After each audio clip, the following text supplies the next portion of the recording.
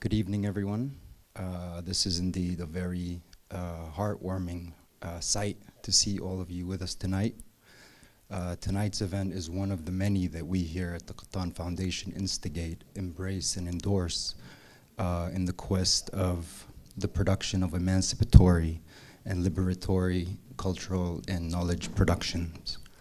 My name is Majd Nasrallah. I am an assistant curator at the public program here at the foundation, and on my behalf and on the behalf of the entire team of the Library of Layla al-Miqdadi, and on behalf of the entirety of the AM Qattan Foundation's family, I welcome you, and I hope that tonight is an enriching and valuable experience in which we can all take things home with us. Dhafir Rimawi, 19, Jawad Rimawi, 22, Rani Mufid, 44, and 2 others are the last victims today of the belligerent and bloodthirsty Israeli machine that is hell-bent on the dissemination and the fragmentation of our communities and of the Palestinian nation as a whole. These names represent universes. They represent the loss of an entire nation, each in its own merit. These names are these are names that the world wants us to consider as numbers. These are names that the world seems to see as statistics. And these are the names of the colossal and catastrophic loss of life that we as Palestinians have to go through on a daily basis. 210. That's the number of lives belligerently and violently taken, each a universe, more than 50 of which are children. We refuse to normalize this reality, and we ultimately refuse to consider this a passing reality of our lives.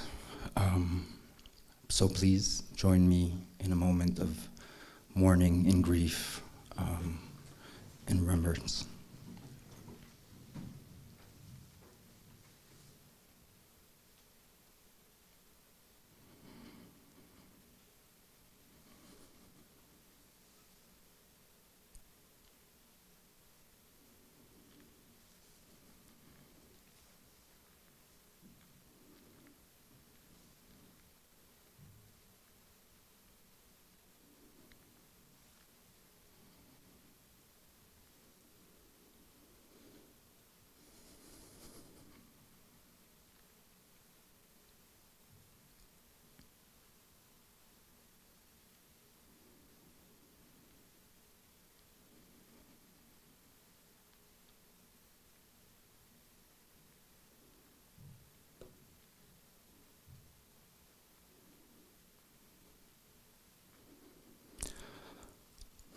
Stranger in my own land.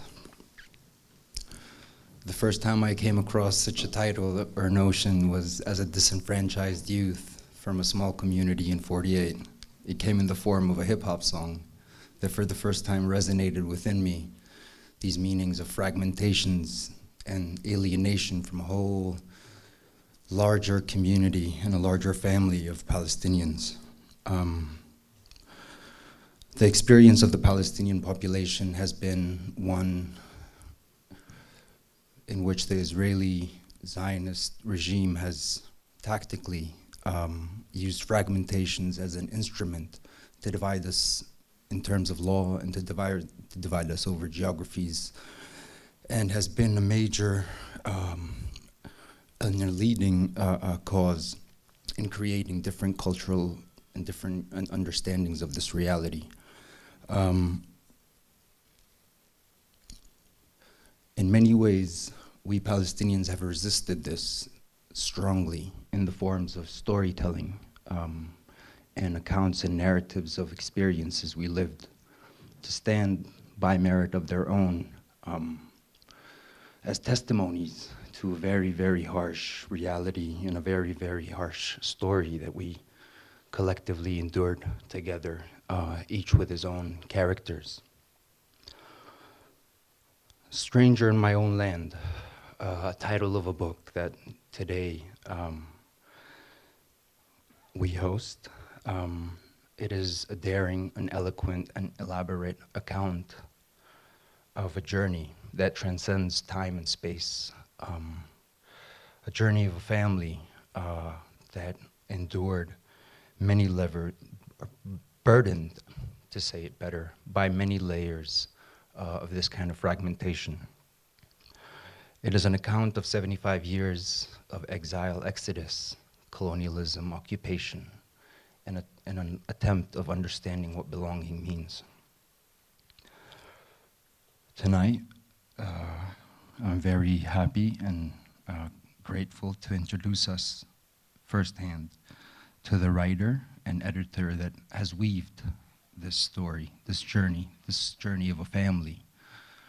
A person who has contributed immensely in other forms of cultural productions, to name but a few, Kingdoms of Olives and Ashes, along with Al-Khawaja. Today we have with us Ms. Fida Jiryis. In addition, we are very proud to also have with us the esteemed lawyer, activist, and in my eyes at least, spokesperson for the Palestinian population. And we are very happy to also have with us a renowned academic, writer, and poet, proactively engaged in many central organizations around Palestine, namely previously being Minister of Culture and today Vice President of Dar al-Kalima. Without further ado, ladies and gentlemen, please help me welcome our guest tonight.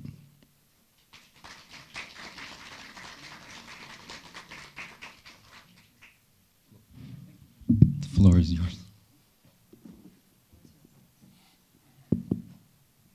Thank you, Majd, for such an introduction. I don't know where to start this evening, but indeed, what Majd have mentioned about the daily tragedies that we face as Palestinian people, it has its own meanings in our moments and in our life.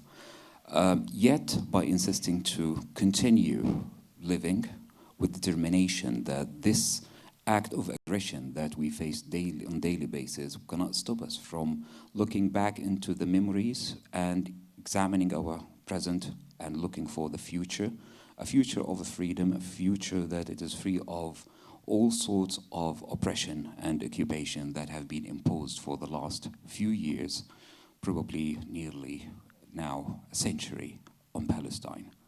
29th of November, what a date. Today we lost many of the Palestinian youth on the 29th of November 2022. 29th of November, it is considered to be the International Day for Solidarity with the Palestinian people that have been declared by the United Nations. And there is another thing about the 29th of November I would like to start with. On 29th of November 1994, Sabri Jiryis took a flight from Nicosia to Tel Aviv for the first time after 24 years of exile. 1994 started his journey back to return to Palestine, to end years of exile, and to start again with all the meaning of determination to continue the work that he already established in Fassouta, in Palestine, prior to the Nakba and during the military administration on Palestinian land that have been occupied in 1948, and continued to be an active part and a lawyer and a researcher, leading one of the most important research institutes that belong to the PLO. Almost 25 years ago, he made his journey back and to continue living in Palestine.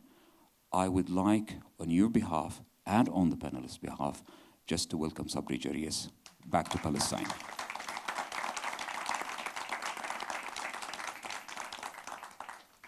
it was so amusing to say that we are starting to launch this book on the 29th of November. It is the date that your father made his journey back home when he ended the 24 years of exile.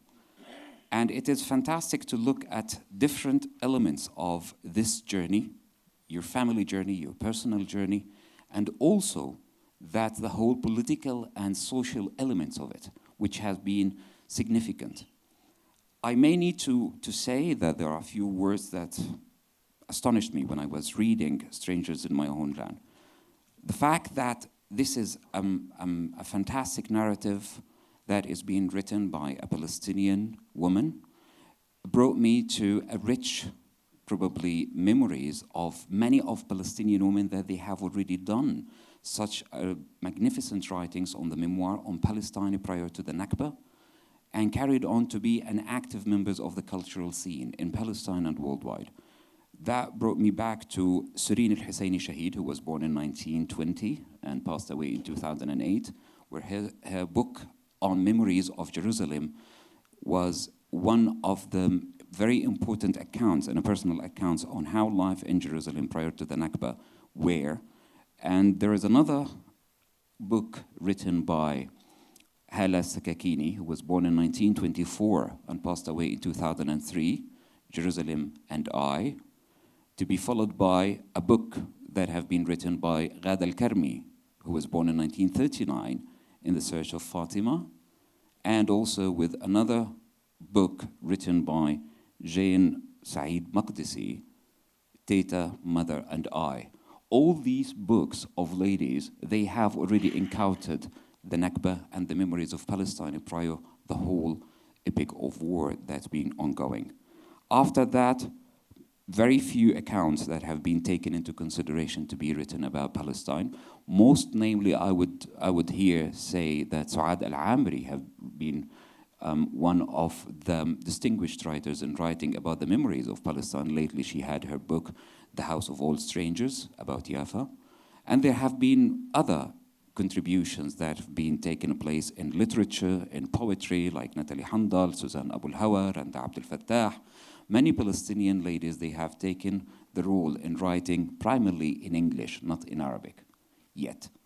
Today, Fida Jiryis is coming with a magnificent epic of the Palestinian history, combining the personal, the family, and the national aspirations in one journey that is starting not by the day she was born, but also she dig deep when Sabri Jiryis was an 8-year-old boy witnessing the Nakba for the first time, not knowing exactly what was going on in his village in the northern of Palestine in Fassouta.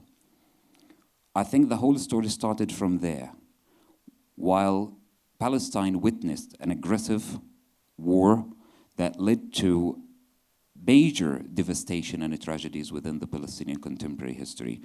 For me, Fida to pick on all of these elements in 16 chapters in her book, trying to bring the whole scattered history from Palestine prior to the 1948 war, during a very interesting and very important epic in Palestinian contemporary history, the military administration of the Palestine that have been occupied in 1948, the exile years, the war in Lebanon, the massacre of Sabra and Shatila, many of the events that have been a lot of, it resonates a lot of memories on a personal level and on a national level. For me, reading this book and going through each chapter of it was like reading myself within the lines and trying to get myself a way where this work of determination to end up by raising a very big question about identity. So what distinguished Fida from all the previous writers that I have mentioned, that Fida, she was, first of all, she was born in Beirut. She was raised part of her life in Lebanon during the war in Lebanon.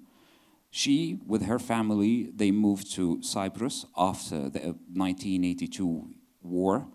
And then she obviously returned to Palestine with her family after the establishment of the PA on Gaza Strip and the West Bank. She lived for a few years in Palestine before she immigrated to Canada. She lived a few years in Canada before returning back to Palestine. What a journey.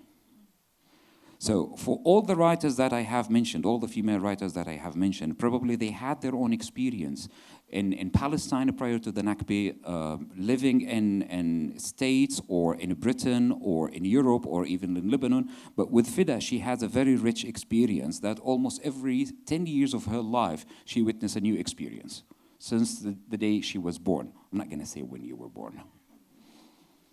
So yeah, it's every single 10 years she had witnessed something that it's incredibly fascinating in our history. So today, to collect all these scattered memories from Lebanon, Cyprus, with all the meanings of how the research center moved to Cyprus and the role that it played in Cyprus for almost 10 years, the great effort and adventure that Sabri Jiryis took in 1994 by returning back to Palestine. And by the way, I may say here, when I mentioned about Sabri Jiryis, there is something very important to mention. After signing the Oslo Accord in 1993, many Palestinians, they were thinking that would the Israeli government allow Palestinians from the occupied land in 1948 to return back to Palestine? That was one of the questions. It's still till today, it is one of the obstacles of solving the Palestinian question.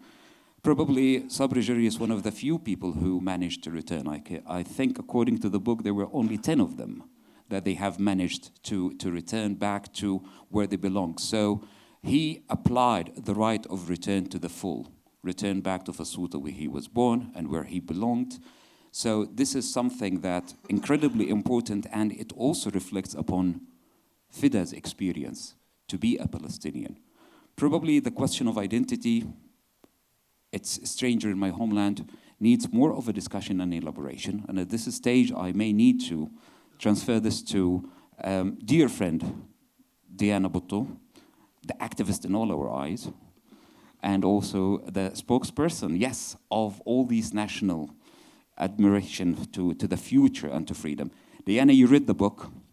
You went through it, and you wrote even a review about it. Yes. I would like to, with the audience, to share with you some of the remarks that you have seen before we move to Fida to make some of the comments. Please, Diana. Thank you, Ihab. Especially thanks to Fida, and thank you to the Qattan Foundation for hosting us this evening. I also want to, tonight is about Fida and about Fida's book. But given that I have a microphone and I'm a big mouth, that's it, not a spokesperson, just a big mouth, I would forever feel guilty and never be able to sleep if I didn't share with you a personal story about Sabri Jiryis. So this book, The Arabs in Israel, is the book that he wrote. It came out, I believe, in 1976. I'm not sure exactly what year it came out in English. But there's a connection between me and this book, which is very important. My first visit to Palestine, I like Fida, was born outside of Palestine. I was born in Canada and raised in Canada. And my first time visiting Palestine was when I was able to recognize where it was that I was visiting, was in 1987 during the start of the first Intifada, the first Palestinian uprising. And witnessing the Intifada, and I didn't witness much, I was only here for 3 weeks, witnessing the Intifada, witnessing this struggle for freedom, for liberty, for dignity, for self-determination, really pushed inside of me this desire to want to go into law. I had initially wanted to be a doctor.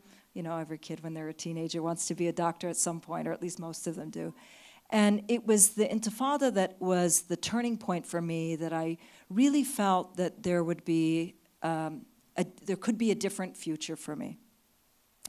When I returned back to Canada in the January of 1988, I started looking everywhere for books on Palestine.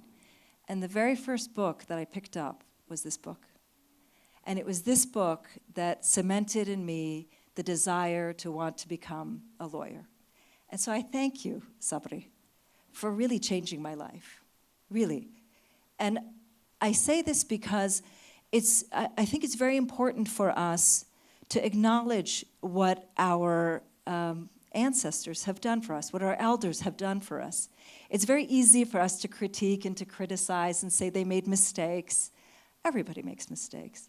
But I think it's so important for us to acknowledge the role that they have played in us, the strength that they have given us, the knowledge that they have passed on to us, the testing, the trying, the experience, everything to get us to the place where we are today, where we're in a place where we will continue to struggle, continue to push, continue to fight in every means that we can. And so, again, I really thank you for everything that you've done.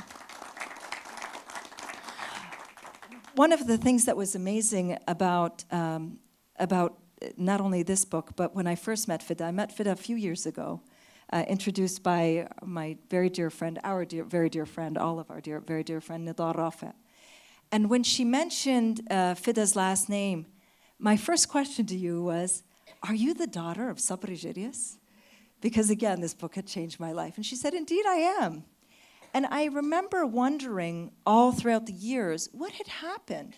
This was the only book that I had ever read in English, and I never saw another follow-up to the Arabs in Israel. There was this and another book that were the two most fundamental in my life. And I never saw that there was a follow-up. And so she very briefly told me her life story of her father struggling as a lawyer, struggling and trying to challenge the system, using the Israeli system, a system, by the way, that is weaved and sewn together and created to make it so that the powerful remain powerful, that it's weaved and sewn together to make sure that the occupation has a veneer of legitimacy, a veneer of legality. And so she told me about his struggles within Palestine, and then his eventual decision to leave Palestine, to join the PLO, to leave Palestine, and to live a mere maybe 200 kilometers away from Fassouta, but a lifetime away, because they were living in Lebanon. And she told me about how she was born in Lebanon, and about what it was like to be a young Palestinian woman living in Lebanon, always wanting to come back to Palestine, but never being able to do so. She told me, of course, of the huge tragedies and the huge sacrifices that they experienced and the losses that they endured in ways that are, I don't know what to say for that, immeasurable. And she then told me about what it was like to return, her return. And as she was telling me this, I remember saying, she needs to write a book. She needs to write a book because her experiences mirrors so much of what it's like for people like me, who were not born here, who were not raised here, but came into and had to adapt to a system. And as much as we adapt to the system, we're still always strangers in our own land. I compare, for example, the stories that my late father used to share with me about his life before the Nakba. And I long for this feeling of being part of the system, of the land, knowing that there isn't something or someone that's trying to expel you, trying to eject you, always telling you that you don't belong. And by the people who are telling you that you don't belong, I'm obviously talking about the state of Israel and this constant rejection that we are told that we don't belong. Our language is not our language. Our customs are not our customs. Our culture is not our culture. The buildings are not our buildings. Our houses are not our houses. Our land is not our land. And so one thing that I love about this book is that unlike many of the authors that you have mentioned, Ihab, who retell their own personal story of the Nakba, so vitally important, Fida tells the story of the next generation those who either survived the Nakba, whether they were personally suffered from it, or those who have lived in this space and in this place as a result of the Nakba. And I think that that voice is so vital for people to read and to know that the Nakba wasn't just, in fact, you mentioned this close to the end of the book, it wasn't just one event that somehow we had to get over and adapt to, but it's ongoing. And it's affected not just one family, not just one town, not just one village. It's affected an entire nation that lives inside Palestine, and an entire nation that lives outside of Palestine. So I thank you, Fida, for doing this, for paving the way, for setting the tone, for encouraging all of us who have these same stories to dig and to dig and to dig and to go after our parents and to make sure that this is documented. But it's not just about documenting what happened to them, because that's very important, but also about documenting what's happening to us, our generation, what's happening to the next generation and the next generation and the next generation. And so with that, I have some questions. My first question is, Fida, I know this took you a long time. Can you tell us how long and why it took so long?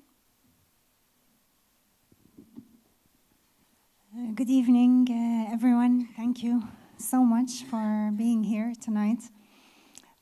Before I start, I would like to thank in turn both Ihab and Diana for being with me and for really their very kind appraisal of the book and enthusiasm and support for it. I would also in turn like to thank my father, who is with me tonight, and my aunt Najibi, who is in the audience and is a character in the book, accompanied by my cousin Ahlam, and all of you, so many of you in the audience who have really been pillars of support throughout the making of this book and have really helped me to bring it to fruition. So thank you with all my heart. The book began, the initial idea for the book, unbelievably, was about 12 years ago. I had just recently come to Ramallah. I had by then published my first book in Arabic. I had others on the way.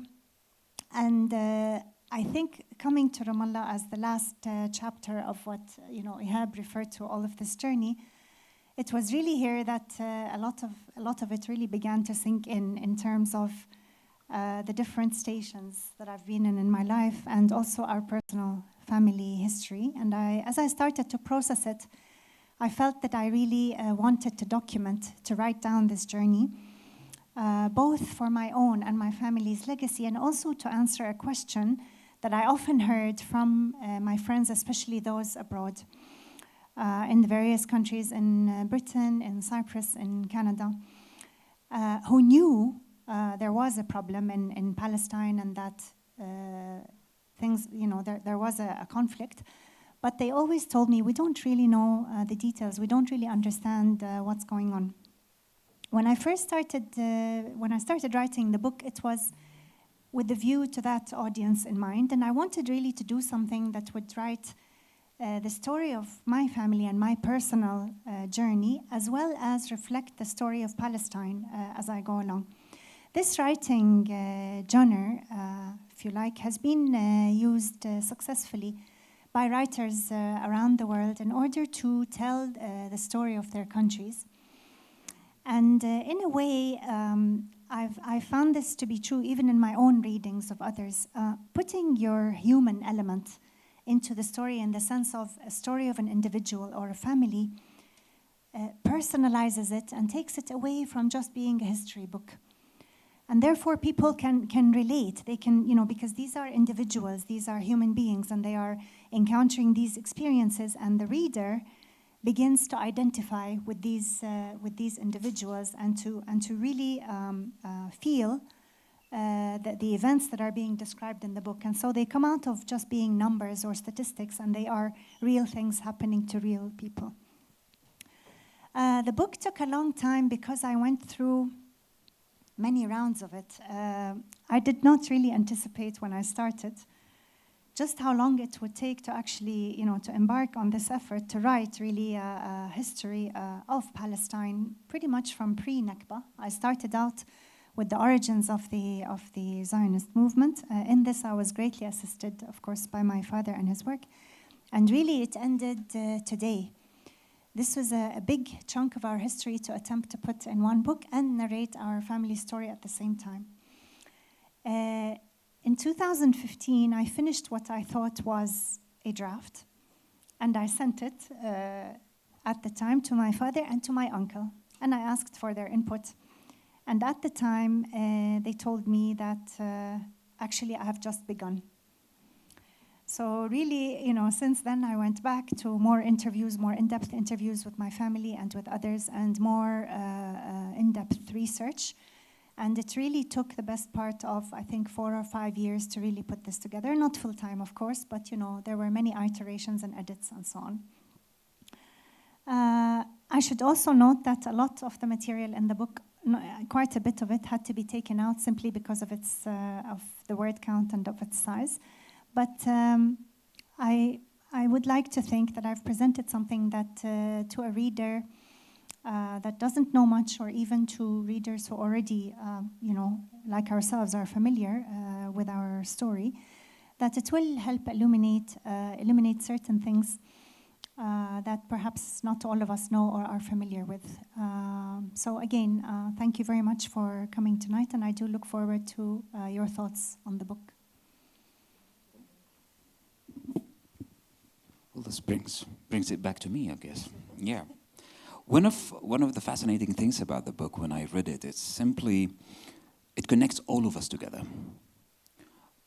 Speaking of a Palestinian who was born abroad, or a Palestinian who was born in occupied Palestine in 1948, or a Palestinian who lives in Gaza, or a Palestinian lives in Jerusalem, or a Palestinian lives in Ramallah, each chapter resonates an epic of this story. So it's not necessarily that you may need to go through reading this book in a chronological way, because you will still find yourself between the lines. And this is great in all its meaning. I mean, for those Palestinians who were born in Beirut, I think you have already laid a foundation for many narratives within the whole chapter about Lebanon. The civil war, the invasion, the whole personal stories of Lebanon, Cyprus, which I think this is one of the neglected chapters of the contemporary history of Palestine. What happened to the Palestinian leadership? We know that most of the Palestinian leadership, they have moved to Tunisia after the invasion of Lebanon, but still, the brain, I would say, in terms represented by the research center and many of the intellectuals, resides in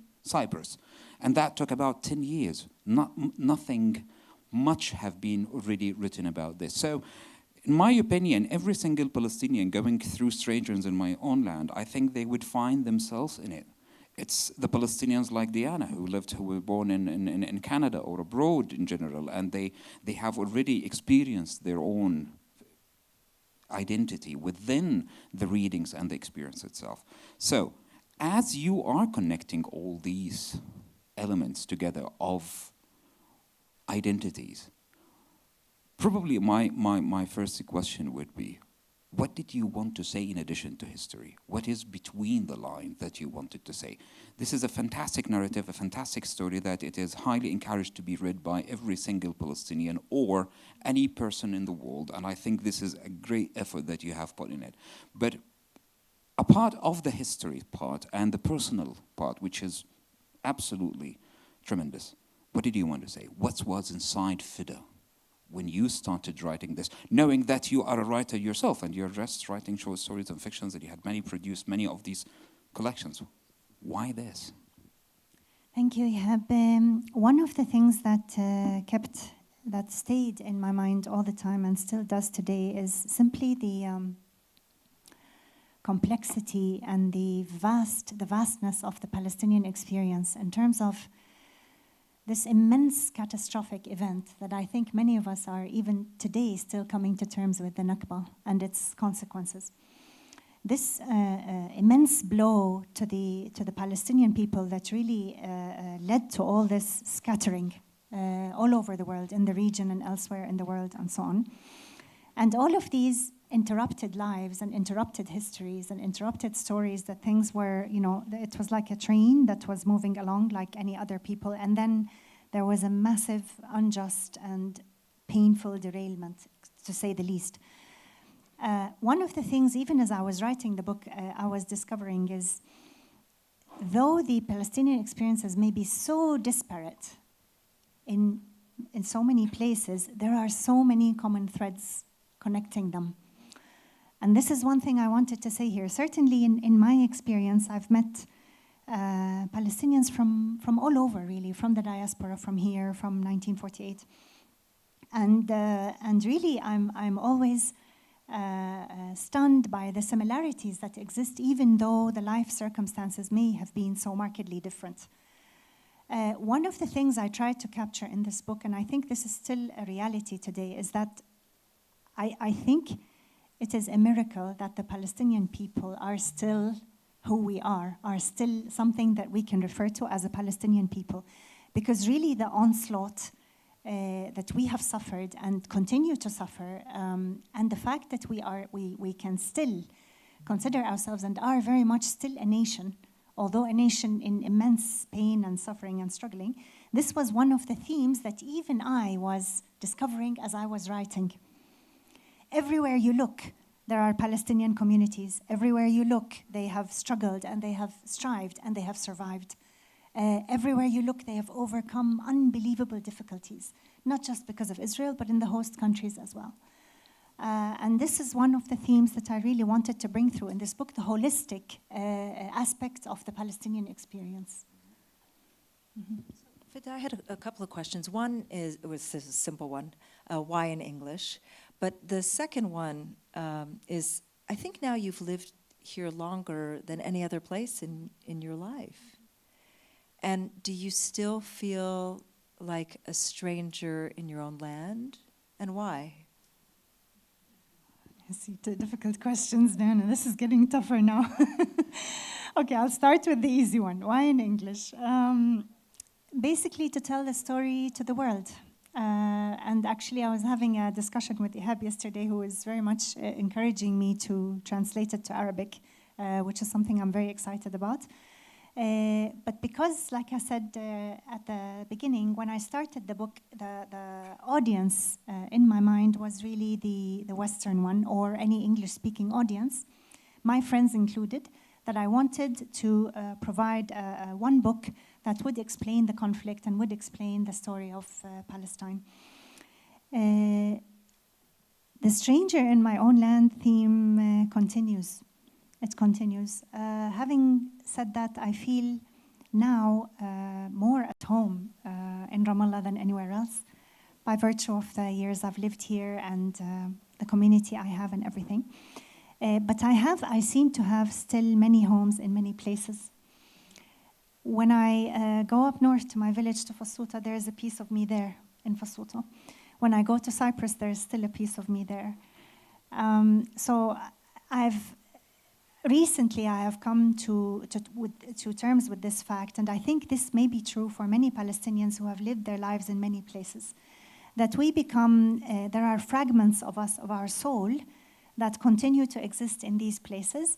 And only recently, before I used to sometimes feel a frustration at this and to envy people who, let's say were born in Fassouta and grew up there, because, they had their sense of belonging and they were rooted and they had never had this existential angst that people like us who, live our lives in a suitcase suffer from. But recently I have reconciled with it, and again, because of the theme of all these Palestinian communities, I began to understand that this is a common Palestinian experience, and that this actually adds a lot of richness to our lives that we would not have had we just stayed in the same place. Stranger in my own land, though, and I've already received comments on this from people who have read the book, continues to define us as Palestinians, even many of us who were born and grew up here, because of the Israeli occupation and because of the Israeli practices of discrimination against us on both sides of the, I call it the divide, the artificial divide that exists.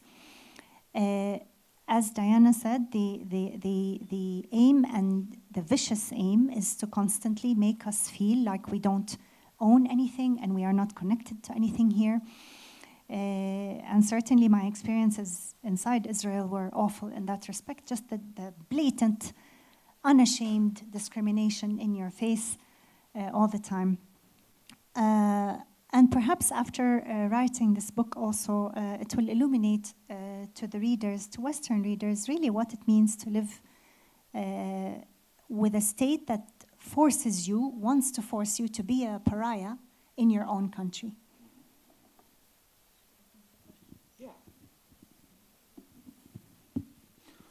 I think this is one of the challenging parts of the book, how to face the realities and the hard realities that all Palestinians, they do face.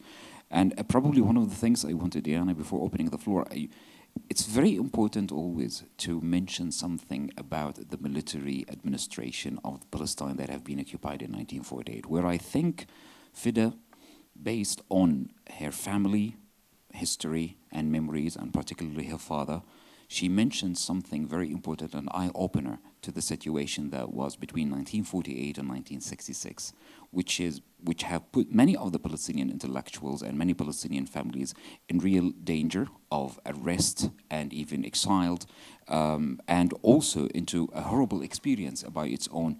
And probably this is why I thought that Fida started her book with a quote from Martin Luther King about racism, and she ended her book with a quote by Abu al-Qasim al-Shabi about the people's admiration to the future and to the land.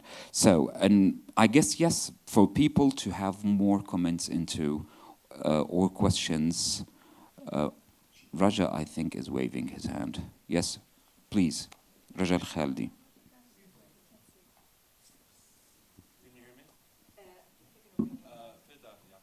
Thanks so much. I'm looking forward to... With the mic, Raja. I'm looking forward to reading the book, obviously. So I'll get a copy.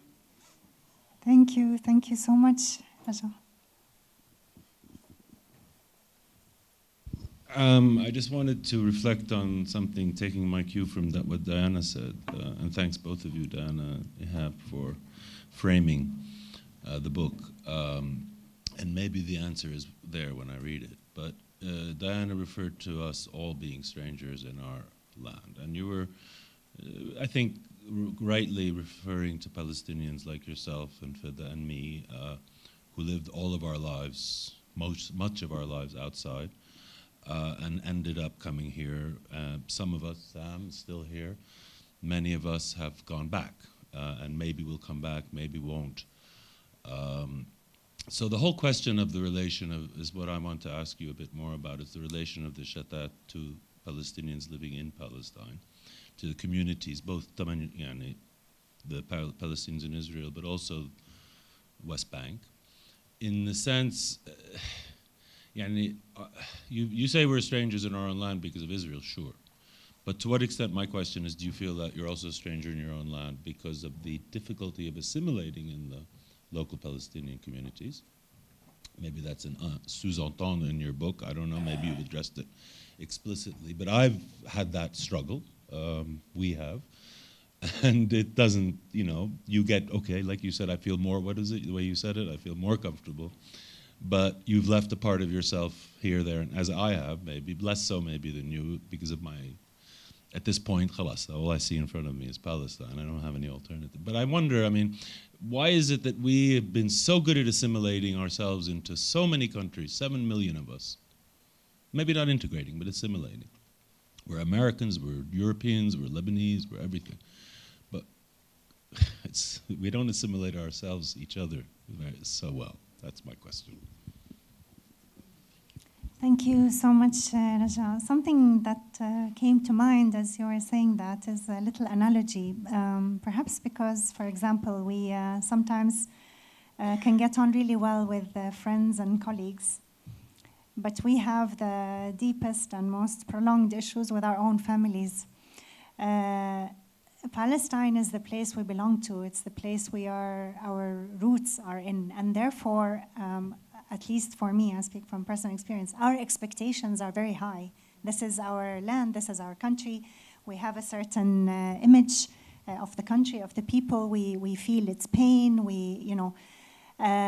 When we are in societies abroad, we assimilate as part and parcel. We are kind of like other immigrants who come to these societies. But I've always felt, certainly for me, the level of emotional or psychological involvement in the progress of these societies and in their daily well-being and so on is still a little bit removed, because at the end of the day, we are, let's say, not British, we are not Canadian, though we may hold these citizenships.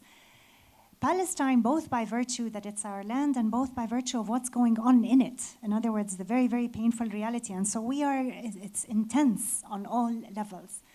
And second, it's the very point that I spoke about, all our scattering. If you think about it, trying to then assimilate into another culture is always difficult, even more so if it's your own. And I think, sadly, I mean, I wouldn't be probably exaggerating to say there is always sensitivity in the Palestinian context still. People tend to identify, let's say, with certain regions, certain historical definitions. I'm 1948, I'm 1967, I'm refugee, and sometimes these tend to flare up, and I feel that sometimes the melting pot doesn't work too well for us. It doesn't. And so, it's a difficult question, and it's one I believe all of us grapple with every day. But even more interestingly, I've heard, as I said, from people who were born here and grew up here, that they speak of alienation sometimes at certain changes in our society and at things happening around us. Actually, Fida, that was the part that I found very interesting, is that she does speak about being a stranger in her own land, being somebody who comes from outside to here. But there were a couple of passages where she highlights what it's like for her family, who, although born here and raised here and lived their whole lives here, that they too are feeling like strangers, whether it's because of the education system or because of language or being able to navigate that. Yes, there's an adaptation, but they're still made to feel as though they're strangers in their own land. And I found that part actually really fascinating in the book, the way that you dealt with that. The other part I have to say I really enjoyed, especially because you and I have a sort of shared history, was her account of the kind of daily microaggressions by Israelis. That when you don't understand the language, there was this microaggression on a daily basis of effectively making you feel as though you don't belong, kind of laughing at the way that you don't speak Hebrew, or if you speak Hebrew, or just these daily little themes that you touch upon, where somebody from Canada has the right to make a pronouncement about Arab culture, Arab history, what it is that we believe in. I found that part really fascinating, I have to say, because it's something that isn't, I think, written about enough, because it just becomes, part and parcel of the place. It just becomes water off a duck's back. So it was very interesting for me to read what it was like for you to come back to Palestine, live in Fassouta, and try to work within in Israeli companies, or actually they were international companies, but work within that sphere and have to navigate that. Actually, thank you, Diana. One of the things that I hope the reader will take away from the book, and I will say this fully and clearly, having lived in all these places, I have never encountered a society which has the level of latent violence that Israel has. And I can say that in all sincerity.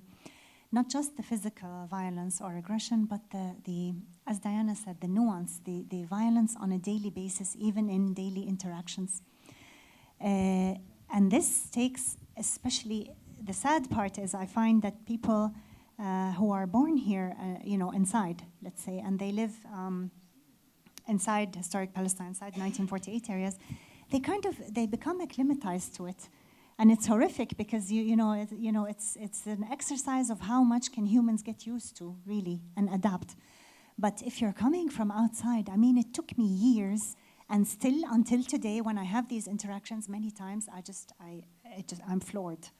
I don't understand how behavior like this can just be touted as normal.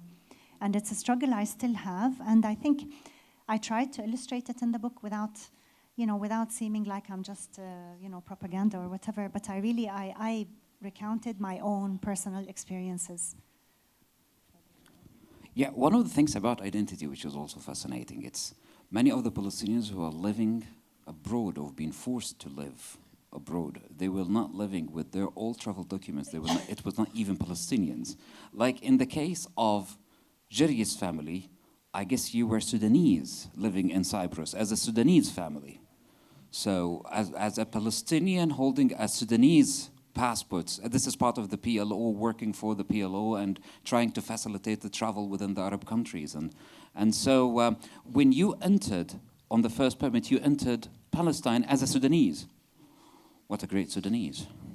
So this is something, when you think about it, this is all about the whole identity within the whole thing, which is you live by Sudanese. And you mentioned something was fascinating when you had a colleague in Cyprus. She is Sudanese, and when you return, when you mentioned to her, and she was dealing with you as a Sudanese, despite the fact that you are Palestinian, but when you said that you're returning back because you claim, after your father, you're Israeli citizens, she said, shame on you, Sudanese, yeah, because you're ashamed of the Sudanese now. But in fact, you're a Palestinian. So this is the complexity of the whole situation when you look at it from different angles. So I guess the question of identity, Diana, is absolutely fascinating to look into how it built up layers of contradictions within ourselves. And also, Ihab, I will share a story. I don't think it's in the book, but when I first went to study in England, I was 18 and I arrived at the university. And I remember after settling down, I went to student services. And the woman was very nice. She said, "Can I help you?" I said, "Yes, I'm a Palestinian. And I would like, please, to ask you, is there a way of, do you have a list? Can I connect to the other Palestinian students on campus and so on?" And the woman looks at me and she said, they're obviously familiar with nationalities and so on. This is an international university.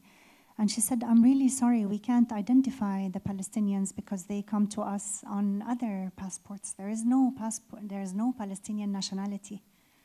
And I remember even at 18 walking out and I was almost in tears because that sentence was so profound in meaning. We don't know who the Palestinians are. We were nameless in nationality in England as in anywhere else because we would show up on everything from Sudanese to European to Lebanese, not so much to Yemeni, Algerian, and so on.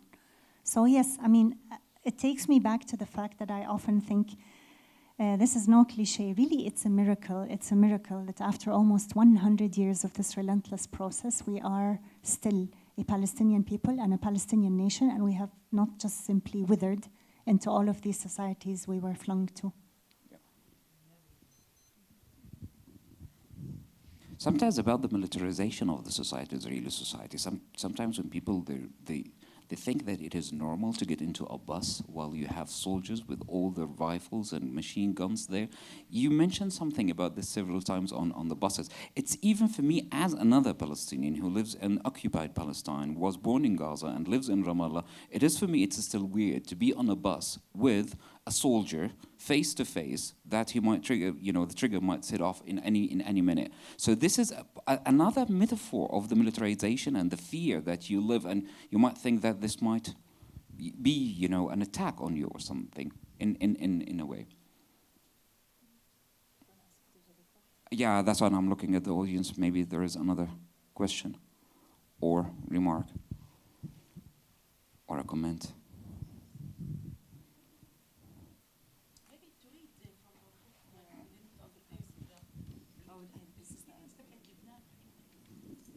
I have not prepared, but I will improvise.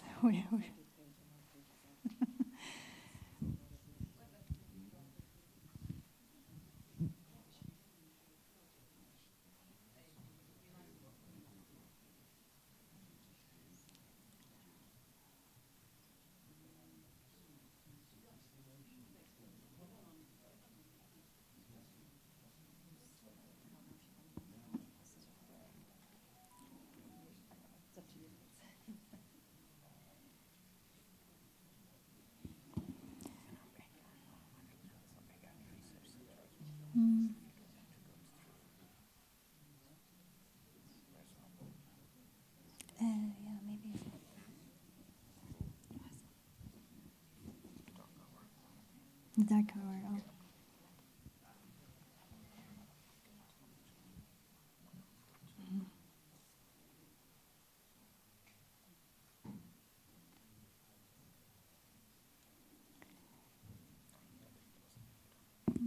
هي قبل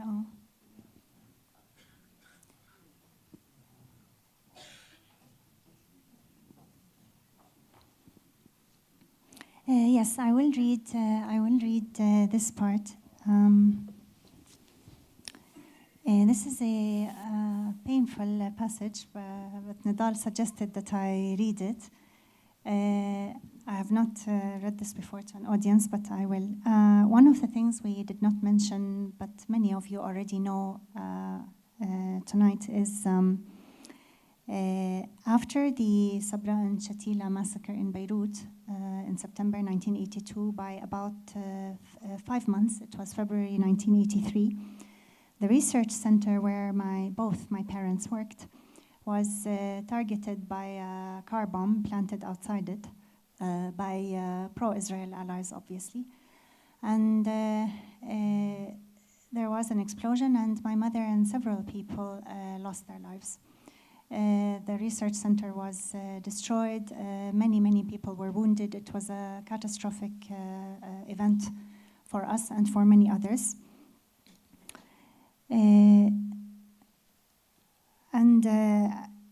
My father was not able to tell us to break the news to us immediately as young children in the aftermath.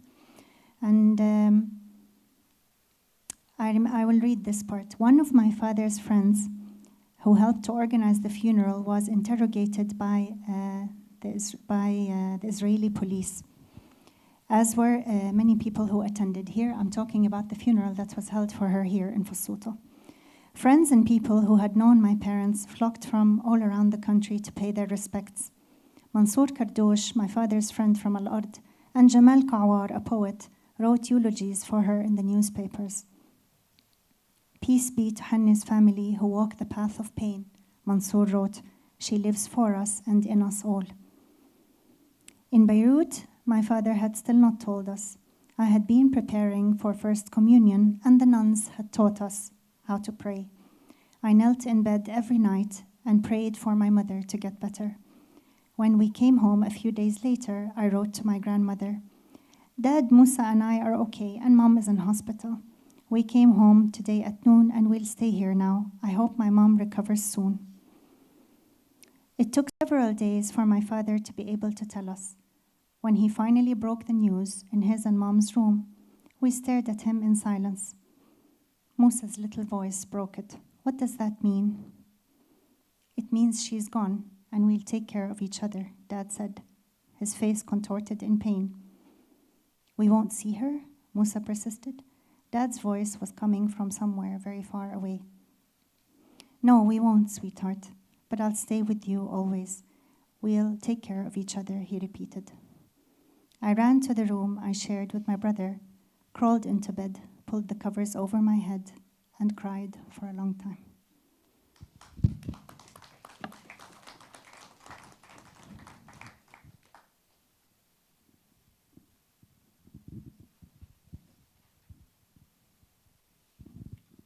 Well, I guess just please buy the book and read it. In short, please, yes, there is something here.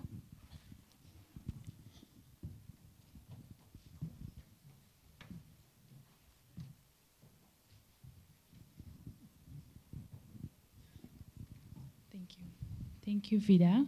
I think you're so courageous to do these things and actually deal with the pain and loss that we endure as Palestinians in an unbelievably healthy way. People, the mental state that a lot of Palestinians are in, I think all of us should probably see a therapist one day in our lives. I wanted to ask you also how you consider the Palestinians in 48 and then in Ramallah, like the difference in how they deal with, coping with the occupation, because you've seen both sides, right? As a 48 Palestinian and now just recently moved to Ramallah, for me, it was impossible to live in 48, and I think you concluded the same thing. How would you describe the difference between what Palestinians endure on both sides of those borders? And do you think that the Palestinians in 48 are the lucky ones, as some of them would consider? Do you agree with that? Thank you very much. It's a very important question. To begin with, I can point out that I think several thousand people from the 1948 areas, Palestinians, have concluded the same. I'm sure thousands of them already live, and this was when I last asked about 10 years ago. So by now I'm sure there are quite a significant number. And I think there's another reason, not just because they're fed up of living in Israel, but also because being here gives them a breather to be able to, many times, to do the work that they really want to do, whether in arts, in culture, in self-expression, and so on. But I think there is a marked and fundamental difference between the way the Palestinians on the two sides act or react or cope, if you like. The ones I feel inside the 1948 areas, having grown up in the system, how do we say this, develop a certain means of survival and a means of acclimatizing to the system. And they come to know all the nuances of the system. And what I feel is over the last few years, I've been actually heartwarmed to see that their confidence has increased over time, certainly from when I first came back 25 years ago now, or even a little bit more. The young generation in particular, I'm feeling, is becoming more outspoken. And they are taking less and less hassle. People are really, they're fed up. A generation or more has already passed since the days of military rule. So this fear and paranoia that the parents or grandparents lived under is now cracking. The younger generation is interacting, at least that's what I feel, with more confidence, with more, zest, with more standing up for their rights, understanding the way our society has also, like all societies, opened up to the world. We can see what's going on in other countries as well. So people are no longer, it's very difficult to repress people and confine them in their little sphere.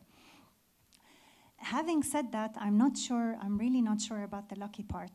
The reason being that I still feel, at least as myself here, that I'm shielded from having to see and deal with the Israeli establishment on a daily basis, day in, day out, every morning, every noon, having to negate who I am, having to fit in the box that they, having to be scared sometimes to say anything, and I narrate this in the book.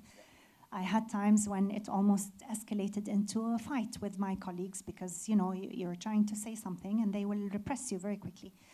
In a sense, the Palestinians in the West Bank are at least shielded from that. However, they have the full military machine.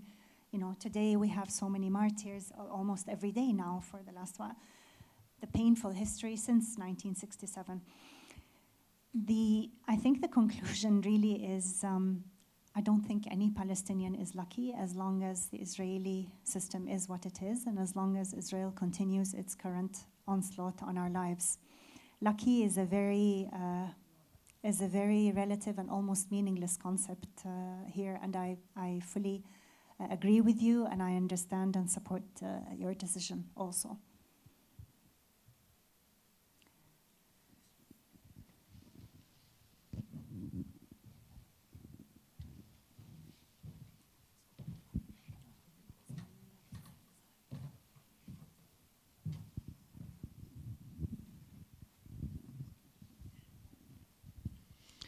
Fida, I'm so looking forward to reading your book. Thank you. And I am a solid believer in the power of the narrative.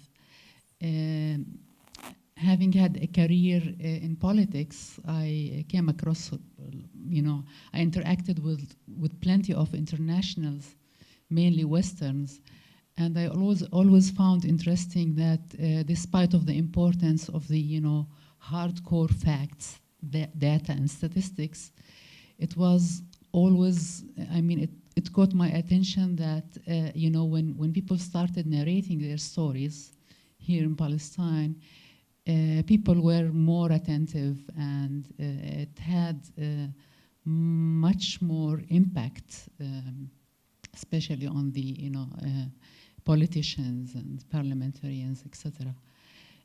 But I also know that, you know, the, you know, publishing houses, especially at the West, have sort of, let me put it like that, sort of sealed doors against the Palestinian narrative. And I myself, I'm trying to, you know, to penetrate. I'm also writing in English, and it's extremely hard. I would like to hear about your experience in this process, in this voyage, you know, to reach out for and to have your book published in the West. Thank you very much, Salam. The publishing process of this book was extremely long and frustrating and laden with difficulties and challenges along the way. Not only because it's the first book in English. I mean, I've taken part in Kingdom of Olives and Ash, and I've published English articles and so on, but as a standalone book for me, this was my first one. But also, as you so correctly said, Salam, the Palestine narrative is not welcomed. It is not really encouraged.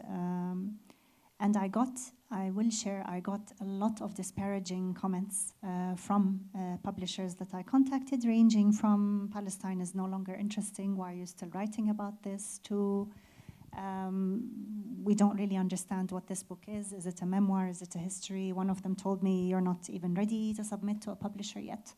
Go and think about what kind of book you want to write. I mean, really harsh comments.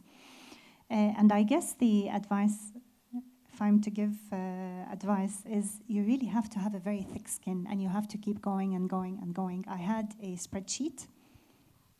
I did this very methodically. I had a spreadsheet. I kept collecting, and I kept asking friends for referrals, and I had my spreadsheet. And when one of them rejected, I simply moved it to the rejected folder and just went on.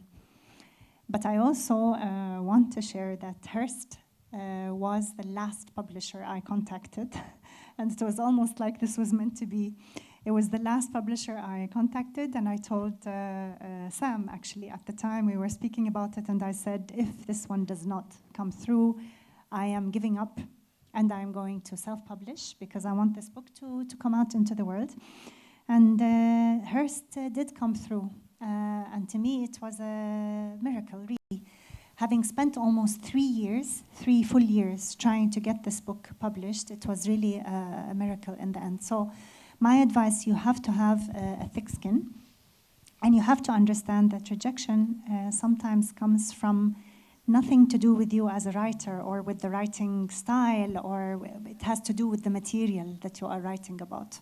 And this is an obstacle that we Palestinians need to overcome, and we need to take courage from the many people who have made it, who have gone against the odds and managed to publish their work. So I very much encourage you to go on.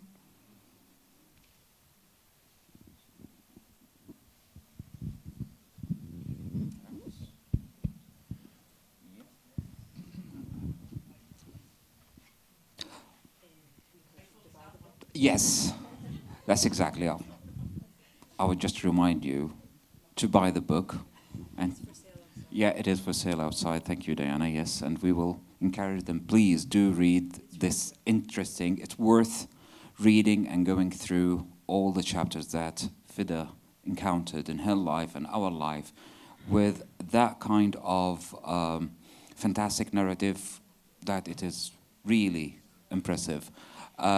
Maybe when we are talking about this, I'm fascinated to say, although that you are a stranger in your own land, but it is still, you are very familiar, and you have to witness the future of a freedom for your own land in general. Thank you for being with us. Thank you so much. Thank you to everyone for coming. Thank you.